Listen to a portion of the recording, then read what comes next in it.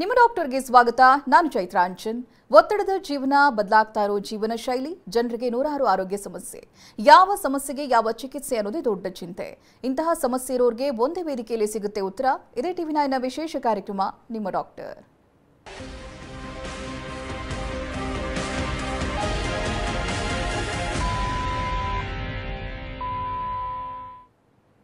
ನಮ್ಮ ದೇಹದಲ್ಲಿನ ಪ್ರತಿಯೊಂದು ಅಂಗಾಂಗಗಳು ಕೂಡ ಅತಿ ಮುಖ್ಯವಾಗಿರುತ್ತೆ. ಪ್ರತಿಯೊಂದಕ್ಕೂ ಅದರದೇ ಆದಂಥ ಮಹತ್ವ ಇರುತ್ತೆ. ಯಾವುದೇ ಅಂಗಾಂಗಗಳನ್ನು ನಾವು ಕಡೆಗಣಿಸುವಂತಿಲ್ಲ. ಹೃದಯಕ್ಕೆ ಸಮರ್ಪಕವಾಗಿ ರಕ್ತವನ್ನು ಹರಿಸುವಲ್ಲಿ ರಕ್ತನಾಳಗಳ ಪಾತ್ರ ಬಹುಮುಖ್ಯವಾಗಿರುತ್ತೆ. ಆದರೆ ಕೆಲವರ ದೇಹದಲ್ಲಿನ ಅಸಮರ್ಪಕ ಕ್ರಿಯೆಗಳಿಂದ ಉಬ್ಬಿರುವ ರಕ್ತನಾಳಗಳು ಕಂಡುಬರುತ್ತೆ. ಇದಿಷ್ಟೇ ಅಲ್ಲದೆ ದೀರ್ಘಕಾಲದವರೆಗೆ ಕುಳಿತುಕೊಳ್ಳೋದು ಅಥವಾ ನಿಲ್ಲೋದು, ಹಾರ್ಮೋನ್ಗಳ ಬದಲಾವಣೆ, ಸಾಕಷ್ಟು ದೈಹಿಕ ಚಟುವಟಿಕೆ ಇಲ್ಲದೆ ಇರೋದು ಕಾಲುಗಳಲ್ಲಿನ ರಕ್ತದ ಹರಿವನ್ನ ಕಡಿಮೆ ಮಾಡುತ್ತೆ. ಇದು ರಕ್ತನಾಳಗಳ ಮೇಲೆ ಗುಳ್ಳೆಗಳ ರಚನೆಗೆ ನೆರವಾಗುತ್ತೆ. ಇದನ್ನ ವೆರಿಕೋಸ್ ವೇನ್ಸ್ ಅಥವಾ ಉಬ್ಬಿರುವ ರಕ್ತನಾಳಗಳು ಅಂತ ಕರೀತಾರೆ.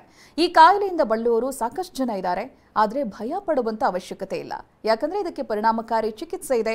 ಈ ಬಗ್ಗೆ ಮಾತನಾಡೋದಕ್ಕೆ ನಮ್ಮ ಜೊತೆಗಿದ್ದಾರೆ ನಮ್ಮ ಹೋಮಿಯೋಪತಿಯ ವೈದ್ಯರಾದ ಡಾಕ್ಟರ್ ಲೀನಾ. ಬನ್ನಿ ಅವರೊಂದಿಗೆ ಮಾತನಾಡೋಣ. ನಮಸ್ತೆ ಡಾಕ್ಟರ್, ಕಾರ್ಯಕ್ರಮಕ್ಕೆ ಸ್ವಾಗತ. Thank you.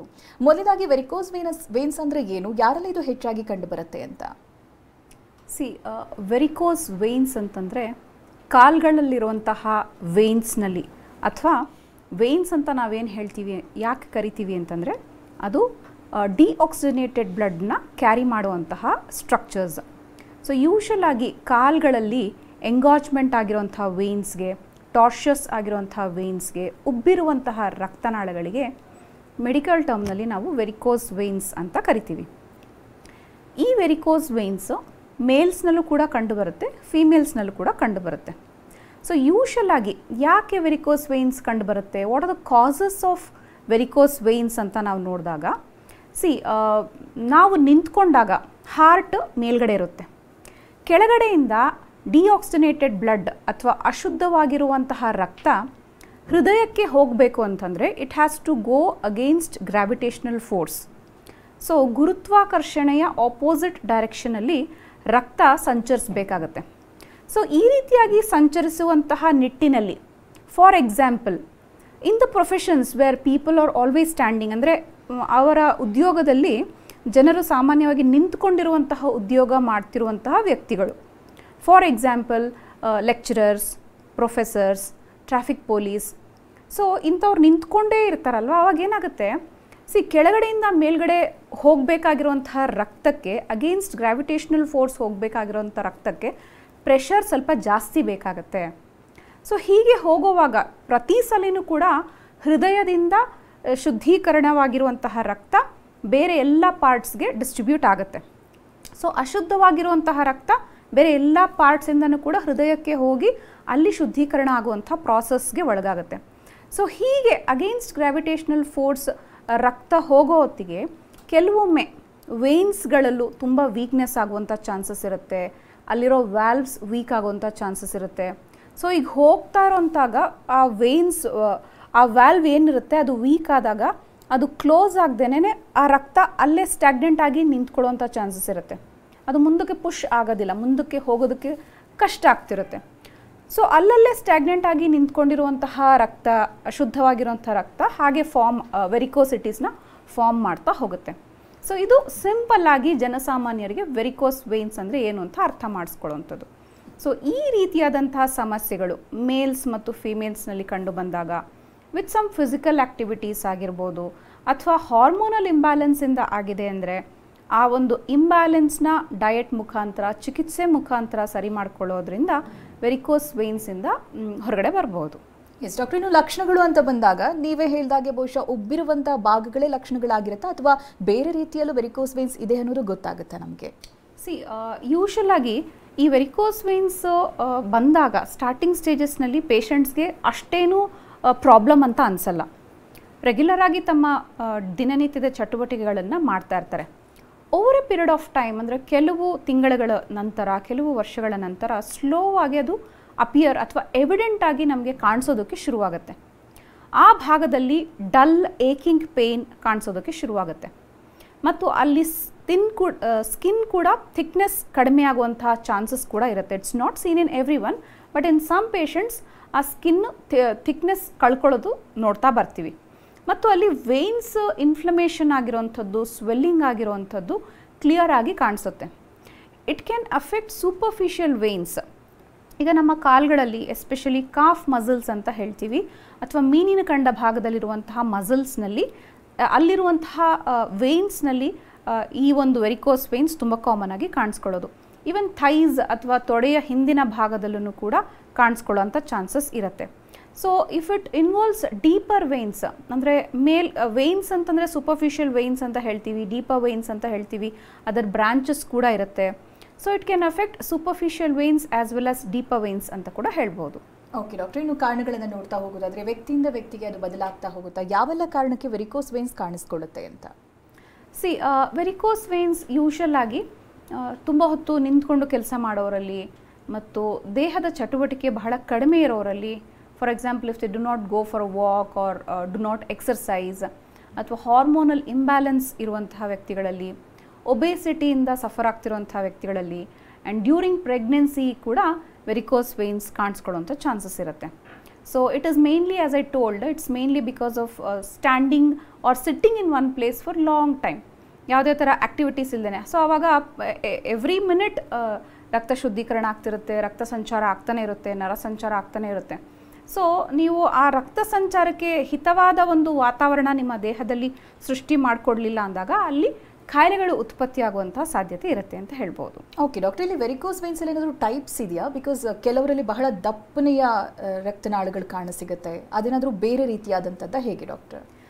ಕೆಲವರಲ್ಲಿ ಸ್ಪೈಡರ್ ವೇನ್ಸ್ ಅಂತ ಹೇಳ್ತೀವಿ. ಅಂದರೆ ಈ ಸ್ಪೈಡರ್ ವೇನ್ಸ್ ಅಂತಂದರೆ ಸಣ್ಣ ಸಣ್ಣದಾಗಿ purplish or dark greenish appearance. So it can affect mostly the superficial veins. ಇನ್ನು ಕೆಲವರಲ್ಲಿ ದಪ್ಪವಾಗಿರುವಂಥದ್ದು ಮತ್ತು ಆ ಭಾಗದಲ್ಲಿ ತುಂಬಾ ಟಾರ್ಷಸ್ ಆಗಿ ವೇನ್ಸ್ ಸ್ವೆಲ್ಲಿಂಗ್ ಆಗಿರೋವಂಥದ್ದು ಕ್ಲಿಯರ್ ಆಗಿ ಕಾಣಿಸುತ್ತೆ. So when we examine a patient, ಅಂದರೆ ಒಂದು ಪೇಷಂಟನ್ನ ಲೋಕಲ್ ಎಕ್ಸಾಮಿನೇಷನ್ ಮಾಡಿದಾಗ ಅದು ಕ್ಲಿಯರ್ ಆಗಿ ಗೊತ್ತಾಗುತ್ತೆ. ಬಟ್ ಮೋಸ್ಟ್ ಆಫ್ ದ ಪೇಷಂಟ್ಸ್ಗೆ ಸ್ವೆಲ್ಲಿಂಗ್ ಜಾಸ್ತಿ ಇದ್ರೂ ಕೂಡ ಪೇಯ್ನ್ ಇಲ್ಲ ಅಂತ ಹೇಳ್ತಾರೆ. ಅದು ತುಂಬ ವರ್ಷಗಳು ಆದಮೇಲೆ ಪೇಯ್ನ್ ಅವರಿಗೆ ಕಾಣಿಸೋದಕ್ಕೆ ಶುರುವಾಗುತ್ತೆ ಅಥವಾ ಫೀಲ್ ಆಗೋದಕ್ಕೆ ಶುರುವಾಗುತ್ತೆ ಅಂತ ಹೇಳ್ಬೋದು. ಓಕೆ ಡಾಕ್ಟರ್, ಒಬ್ರು ಕಾಲರ್ ಇದ್ರೆ ಮಾತನಾಡಿಸೋಣ. ಸವಿತಾ ಅಂತ ತುಮಕೂರಿಂದ ಕರೆ ಮಾಡಿದರೆ. ನಮಸ್ತೆ ಸವಿತಾ ಅವರೇ. ನಮಸ್ತೆ ಮೇಡಮ್. ಡಾಕ್ಟರ್ ಇದ್ದಾರೆ, ನಿಮ್ಮ ಆರೋಗ್ಯ ಸಮಸ್ಯೆ ಏನಿದೆ ಅವ್ರ ಹತ್ರ ಹೇಳ್ಕೊಳ್ಳಿ. ಹಲೋ ಹಲೋ ಮ್ಯಾಮ್, ಕಾಲು ಅದೇ ವೆರಿಕೋಸ್ ಎಡಗಾಲು ಮೊಣಕಾಲು ಹತ್ರನ ಬರ್ತಾ ಇದೆ ಮೇಡಮ್. ಅಂದರೆ ಮೊಣಕಾಲಿನ ಹಿಂಭಾಗದಲ್ಲಿ ಬರ್ತಾ ಇದೆಯಾ? ಮೊಣಕಾಲು ಮತ್ತೆ ಮೊಣಕಾಲಿನಿಂದ. ಸವಿತಾ ಅಂತ ಮೇಡಮ್, ಸವಿತಾ ಅಲ್ಲ. ಹಾಂ ಹೇಳಿಮ್ಮ, ಹೇಳಿ ಹೇಳಿ.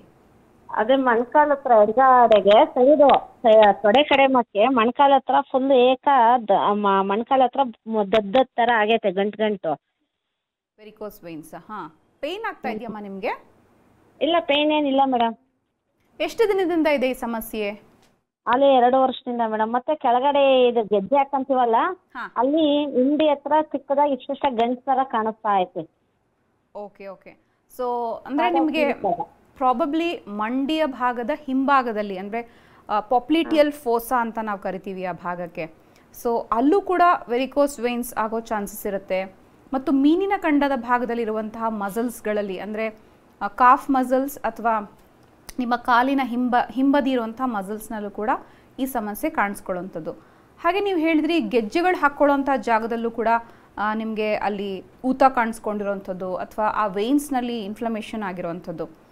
ಸಮ್ಟೈಮ್ಸ್ ವೆರಿಕೋಸ್ ಅಲ್ಸರ್ಸ್ ಆಗೋ ಚಾನ್ಸಸ್ ಕೂಡ ಇರುತ್ತೆ. ಸೊ ನಿಮ್ಮನ್ನೊಂದ್ಸರಿ ಲೋಕಲ್ ಎಕ್ಸಾಮಿನೇಷನ್ ಮಾಡಿದಾಗ ನಿಮ್ಮ ಕಾಯಿಲೆ ಯಾವ ಸ್ಟೇಜ್ನಲ್ಲಿದೆ ಅನ್ನೋದನ್ನು ನಾವು ಪರಿಗಣಿಸ್ತೀವಿ. ಸೊ ಇದಕ್ಕೆ ಸಂಬಂಧಪಟ್ಟಂತಹ ಟೆಸ್ಟ್ಗಳೇನಾದರೂ ಮಾಡಿಸಿದ್ರೆ, for example Venus Doppler study of lower limbs ಅಂತ ಹೇಳ್ತೀವಿ, ಅಂದರೆ ಕಾಲ್ಗಳದ್ದು ಡಾಪ್ಲರ್ ಸ್ಟಡಿ ಏನಾದರೂ ನೀವು ಮಾಡಿಸಿದ್ರೆ ಆ ರಿಪೋರ್ಟ್ಸ್ನ ತೊಗೊಂಡು ಬನ್ನಿ ಮತ್ತು ನಿಮ್ಮನ್ನು ಕೂಡ ಲೋಕಲಾಗಿ ಎಕ್ಸಾಮಿನ್ ಮಾಡಿ ಸೂಕ್ತವಾದ ಹೋಮಿಯೋಪತಿ ಚಿಕಿತ್ಸೆ ಮುಖಾಂತರ ನಿಮಗೆ ಈ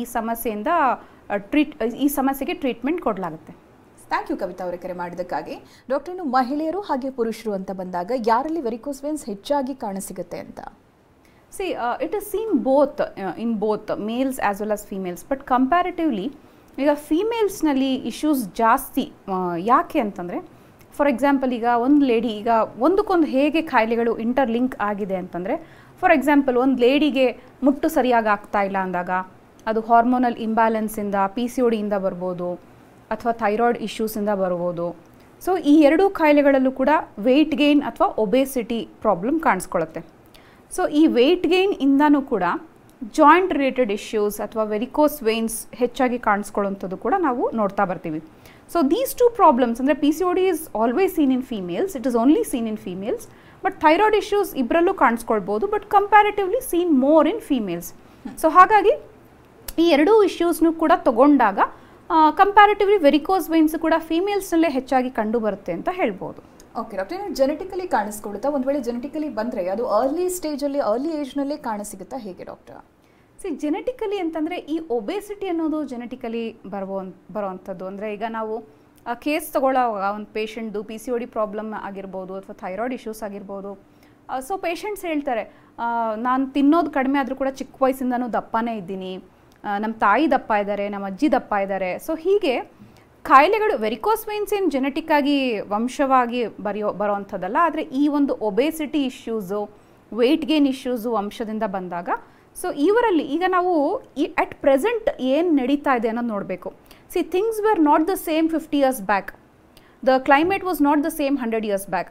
ಸೊ ಈಗ ಎಸ್ಪೆಷಲಿ ಪೋಸ್ಟ್ ಕೋವಿಡ್ ಸಿಚುವೇಷನಲ್ಲಿ ಯಾವ ರೀತಿಯಾದಂಥ ಸಮಸ್ಯೆಗಳು ಬರ್ತಾ ಇದೆ, ಟೆಕ್ನಾಲಜಿ ಇಶ್ಯೂಸಿಂದ ಯಾವ ರೀತಿಯಾದಂಥ ಸಮಸ್ಯೆಗಳು ಬರ್ತಾ ಇದೆ. ಸೊ ಇದನ್ನು ನಿವಾರಿಸಲಿಕ್ಕೆ ನಾನು ಇಷ್ಟು ವರ್ಷಗಳು ಎಷ್ಟೋ ಇದು ಮೆಡಿಕಲ್ ಇಶ್ಯೂಸ್ ಬಗ್ಗೆ ಮಾತಾಡ್ತಾ ಬಂದಿದ್ದೀನಿ. ಬಟ್ ಈ ಒಂದು ಪೋಸ್ಟ್ ಕೋವಿಡ್ ಏನಾಗ್ತಾ ಇದೆ, ಜನರಲ್ಲಿ ಯಾವ ಥರದ ಸಮಸ್ಯೆಗಳು ಬರ್ತಾ ಇದೆ, ಸೊ ಇದನ್ನು ನಮ್ಮ ರಿಸರ್ಚ್ ಡಿಪಾರ್ಟ್ಮೆಂಟಲ್ಲಿ ನಾವು ಇದನ್ನೆಲ್ಲ ರಿಸರ್ಚ್ ಮಾಡಿಬಿಟ್ಟು we have come out with a new formula. ಅಂದರೆ ಇಮ್ಯುನೋಜೆನೆಟಿಕ್ 6th generation ಮಯಾಸ್ಮೆಟಿಕ್ ಹೋಮಿಯೋಪತಿಕ್ ಟ್ರೀಟ್ಮೆಂಟ್ನ ನಾವು ಅಳವಡಿಸ್ಕೊಂಡಿದ್ದೀವಿ. ಸೊ ಈ ಒಂದು ಫಾರ್ಮುಲಾ ಯೂಸ್ ಮಾಡಿಕೊಂಡು ಟ್ರೀಟ್ಮೆಂಟ್ ಕೊಡೋದ್ರಿಂದ ಜನರಲ್ಲಿ ಪೋಸ್ಟ್ ಕೋವಿಡ್ ಏನು ಇಮ್ಯುನಿಟಿ ಕಡಿಮೆ ಆಗಿದೆ, ಸೊ ಡೆಫಿನೆಟ್ ಆಗಿ it has affected the whole world. So ಹಾಗೇನೇ ಇಲ್ಲಿ ನಮ್ಮ ಭಾರತ ದೇಶದಲ್ಲೂ ಕೂಡ ಈ ಒಂದು ಇಮ್ಯುನಿಟಿ ಸಿಸ್ಟಮ್ ಅಂತ ನಾವೇನು ಹೇಳ್ತೀವಿ, ಸೊ ಕೆಲವರು ವ್ಯಾಕ್ಸಿನೇಷನ್ಸ್ ತೊಗೊಂಡಿದ್ದಾರೆ, ಕೆಲವರು ತೊಗೊಂಡಿಲ್ಲ, ಜೆನೆಟಿಕ್ ಆಗಿ ಕೆಲವ್ರಿಗೆ ಬೈ ಬರ್ತ್ ಜೀನ್ಸಿಂದ ಇಮ್ಯೂನ್ ಸಿಸ್ಟಮ್ ಸ್ಟ್ರಾಂಗ್ ಆಗಿರುತ್ತೆ, ಇನ್ನು ಕೆಲವ್ರಿಗೆ ವೀಕ್ ಆಗಿರುತ್ತೆ. ಮತ್ತು ಕಾಸ್ ಆಫ್ ದ ಡಿಸೀಸ್ ಅಂತ ಹೇಳ್ತೀವಿ, ಮಯಾಸಮ್ಸ್ ಅಂತಂದರೆ ಕಾಸ್ ಆಫ್ ದ ಡಿಸೀಸ್. ಸೊ ಇದು ಯಾವ ಒಂದು ಕಾರಣದಿಂದ ಬರ್ತಾ ಇದೆ, ಜೆನೆಟಿಕ್ ಆಗಿ ಬಂದಿರೋದಾ, ಹಾರ್ಮೋನಲ್ ಇಂಬ್ಯಾಲೆನ್ಸ್ ಆಗಿ ಬಂದಿರೋದಾ, ಪ್ರೊಫೆಷನಲ್ ಆಗಿ ಬಂದಿರೋದಾ, ಕೆಲವ್ರಿಗೆ ಪ್ರೊಫೆಷ್ನಲ್ ಡಿಸೀಸಸ್ ಅಥವಾ ಆಕ್ಯುಪೇಷನಲ್ ಡಿಸೀಸಸ್ ಅಂತ ಕೂಡ ಹೇಳ್ತೀವಿ. ಸೊ ಯಾವ ಕಾರಣದಿಂದ ಬಂದಿದೆ, ಆ ವ್ಯಕ್ತಿ ಯಾವ ಒಂದು ಮಯಾಸಮ್ಗೆ ಬಿಲಾಂಗ್ ಆಗ್ತಾನೆ, ಇದರ ಆಧಾರದ ಮೇಲೆ ನಾವು ಮೆಡಿಸಿನ್ಸ್ನ ಪ್ರಿಸ್ಕ್ರೈಬ್ ಮಾಡ್ತೀವಿ. ಡಾಕ್ಟರ್, ಟ್ರೀಟ್ಮೆಂಟ್ ಬಗ್ಗೆ ಕೂಡ ಕೇಳ್ತೀನಿ. ಒಂದು ಜೊತೆಗೆ ಡಾಕ್ಟರ್ ಲೀನಾ ಇದ್ದಾರೆ, ವೆರಿಕೋಸ್ ವೇನ್ಸ್ ಬಗ್ಗೆ ಮಾಹಿತಿನ ತಿಳಿಸ್ಕೊಡ್ತಾ ಇದ್ರು. ಡಾಕ್ಟರ್, ಇನ್ನು ಇನ್ವೆಸ್ಟಿಗೇಷನ್ ಎಷ್ಟು ಇಂಪಾರ್ಟೆಂಟ್ ಆಗಿರುತ್ತೆ ವೆರಿಕೋಸ್ ವೇನ್ಸ್ ವಿಚಾರವಾಗಿ? ಯೂಶಲ್ ಆಗಿ ಒಂದು ಪೇಷಂಟ್ ನಮ್ಮ ಹತ್ರ ಬಂದು ವೆರಿಕೋಸ್ ವೇನ್ಸ್ ಇದೆ ಅಂತಂದಾಗ ಆ ಪೇಷಂಟ್ದು ಎರಡೂ ಕಾಲುಗಳನ್ನು ಪೂರ್ತಿ ತೊಡೆ ಭಾಗದಲ್ಲಿದ್ದರೂ ಕೂಡ ಅಥವಾ ಮಂಡಿಯ ಕೆಳಭಾಗದಲ್ಲಿದ್ದರೂ ಕೂಡ ಲೋಕಲ್ ಎಕ್ಸಾಮಿನೇಷನ್ ಮಾಡ್ತೀವಿ. ಸೊ ಇದಕ್ಕೆ ಸಂಬಂಧಪಟ್ಟ ಹಾಗೆ Venus Doppler study of lower limbs ಅಂತ ಹೇಳ್ತೀವಿ. ಸೊ ಈ ಒಂದು ಡಾಪ್ಲರ್ ಸ್ಟಡಿಯ ಮುಖಾಂತರ ಎಷ್ಟರ ಮಟ್ಟದಲ್ಲಿ ವೇನ್ಸ್ನಲ್ಲಿ ವೆರಿಕೋಸಿಟೀಸ್ ಫಾರ್ಮ್ ಆಗಿದೆ ಮತ್ತು ಡೀಪರ್ ವೇನ್ಸ್ನಲ್ಲೂ ಕೂಡ ಇನ್ವಾಲ್ವ್ ಆಗಿದೆಯಾ, ಮತ್ತು ಇನ್ನೊಂದು ಡೀಪ್ ವೇನ್ ಥ್ರಾಂಬೋಸಿಸ್ ಅಂತ ಕೂಡ ಕರಿತೀವಿ. This is also a condition which affects the deeper veins in the legs. So ಅಲ್ಲೂ ಕೂಡ ಕ್ಲಾಟ್ ಆಗಿರೋವಂಥದ್ದು, ವೆರಿಕೋಸಿಟೀಸ್ ಆಗಿರೋವಂಥದ್ದು ಕೂಡ ಈ ಒಂದು ಡಾಪ್ಲರ್ ಸ್ಟಡಿ ಮಾಡೋದ್ರ ಮುಖಾಂತರ ಗೊತ್ತಾಗುತ್ತೆ. ಸೊ ಈ ಟೆಸ್ಟ್ಸ್ ಮಾಡಿಸೋದ್ರ ಮುಖಾಂತರ ಮತ್ತು ಲೋಕಲ್ ಎಕ್ಸಾಮಿನೇಷನ್ ಮಾಡಿಸೋದ್ರ ಮುಖಾಂತರ ಅವರಿಗೆ ವೆರಿಕೋಸ್ ವೇನ್ಸ್ ಇದೆ ಅನ್ನೋದು ಕನ್ಫರ್ಮ್ ಆಗುತ್ತೆ. So duration of the disease ಅಂದರೆ ಆ ಒಂದು ವ್ಯಕ್ತಿಗೆ ಎಷ್ಟು ವರ್ಷಗಳಿಂದ ಈ ಸಮಸ್ಯೆ ಇದೆ ಮತ್ತು ಪೇಯ್ನ್ ಯಾವಾಗಿಂದ ಕಾಣಿಸ್ಕೊಳ್ತಾ ಇದೆ ಅನ್ನೋದು ತುಂಬ important. Most of the patients ಏನು ಮಾಡ್ತಾರೆ, ವೆರಿಕೋಸ್ ವೇನ್ಸ್ ಇದ್ದರೂ ಸಹ ಅವ್ರಿಗೆ ಪೇಯ್ನ್ ಬರ್ತಾ ಇಲ್ಲ ಮತ್ತು ಅವರ ದಿನನಿತ್ಯದ ಚಟುವಟಿಕೆಗೆ ಏನು ತೊಂದರೆ ಉಂಟು ಮಾಡ್ತಾ ಇಲ್ಲ ಅಂತಂದರೆ they not go and visit the doctors. ಇರಲಿ ಬಿಡು, ಹೇಗೋ ಪರವಾಗಿಲ್ಲ, ಮ್ಯಾನೇಜ್ ಮಾಡ್ಕೊತ ಹೋಗ್ಬೋದು ಅಂತ. ಯಾವಾಗ ಪೇಯ್ನ್ ಅವ್ರಿಗೆ ತುಂಬಾ ಸಿವಿಯರ್ ಆಗಿ ಕಾಣಿಸ್ಕೊಳ್ಳೋಕೆ ಶುರುವಾಗುತ್ತೆ ಆಗ ಅವರು ಡಾಕ್ಟರ್ಸ್ನ ವಿಸಿಟ್ ಮಾಡ್ತಾರೆ. ಸೊ ಇಷ್ಟೊತ್ತಿಗಾಗಲೇ ಅದು ಪ್ರಾಬ್ಲಮ್ ಸ್ವಲ್ಪ ಕ್ರಾನಿಕ್ ಆಗಿ ಆಗಿರೋವಂಥ ಸಾಧ್ಯತೆಗಳು ಇರುತ್ತೆ. ಸೊ ಆ ಒಂದು ಕ್ರಾನಿಸಿಟಿನ ಬ್ರೇಕ್ ಮಾಡೋಕ್ಕೆ ಅಂದರೆ ಸ್ವಲ್ಪ ದೀರ್ಘಕಾಲದ ಚಿಕಿತ್ಸೆ ಅವಶ್ಯಕತೆ ಇರುತ್ತೆ ಮತ್ತು ಕೆಲವು ಎಕ್ಸಸೈಸ್ಗಳ ಅವಶ್ಯಕತೆ ಇರುತ್ತೆ, ಡಯಟ್ ಮ್ಯಾನೇಜ್ಮೆಂಟ್ ಅಂತ ಹೇಳ್ತೀವಿ. ಸೊ ಇದ್ರ ಜೊತೆಗೆ ಜಸ್ಟ್ ವೆರಿಕೋಸ್ ವೇನ್ಸ್ ಅಷ್ಟೇ ಅಲ್ಲದೇನೆ ಬೇರೆ ಏನಾದರೂ ಸಮಸ್ಯೆಗಳಿದೆಯಾ ಆ ವ್ಯಕ್ತಿಯಲ್ಲಿ. ಯಾಕಂದರೆ ನಾವು ಹೋಮಿಯೋಪತಿಯಲ್ಲಿ ಟೋಟಾಲಿಟಿ ಆಫ್ ಸಿಮ್ಟಮ್ಸ್ಗೆ ತುಂಬ ಇಂಪಾರ್ಟೆನ್ಸ್ ಕೊಡ್ತೀವಿ.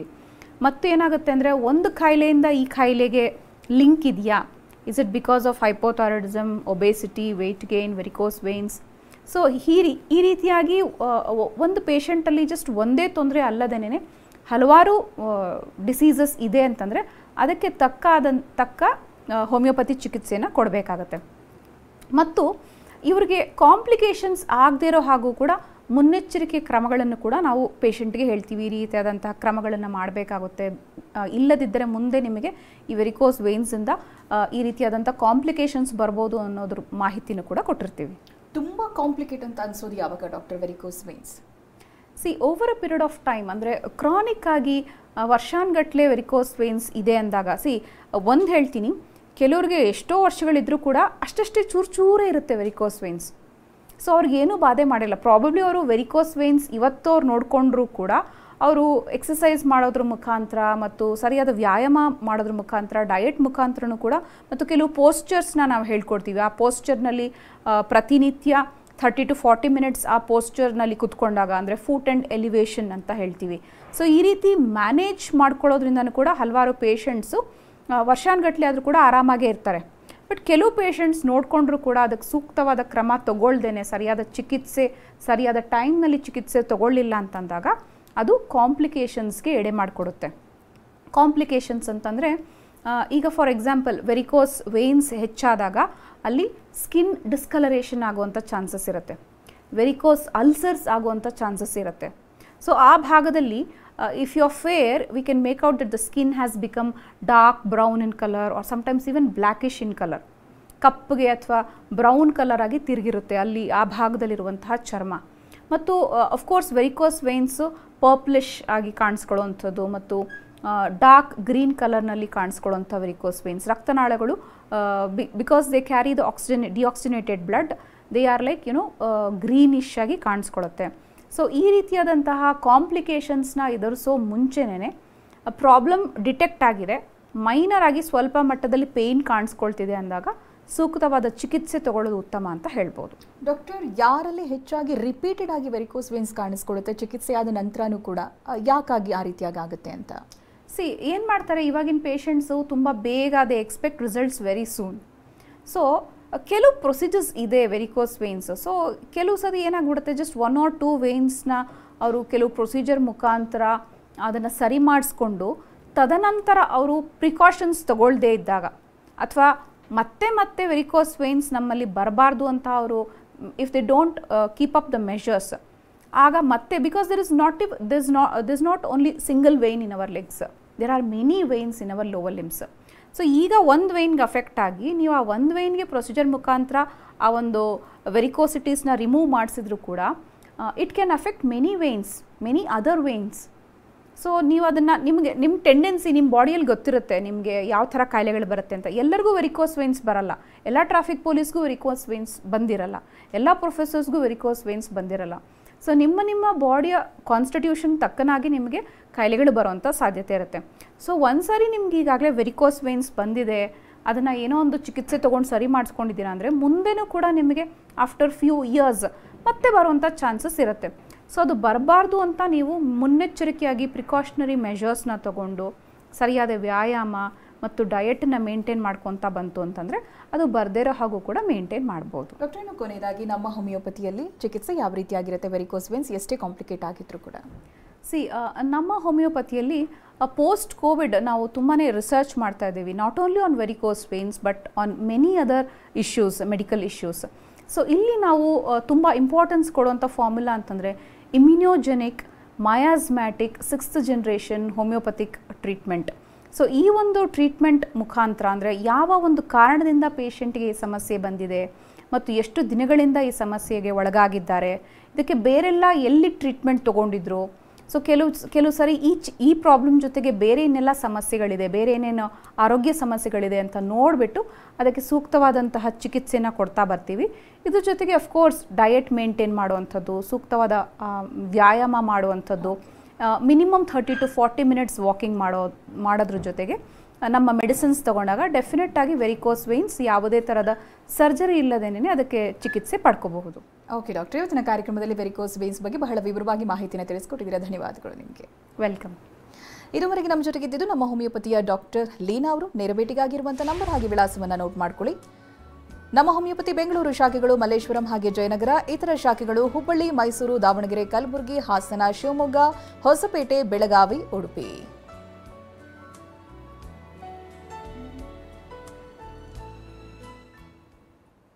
ಇದು ಹೊತ್ತಿನ ವಿಶೇಷ. ನಿರಂತರ ಸುದ್ದಿಗಾಗಿ ನೋಡ್ತಾ ಇರಿ TV9.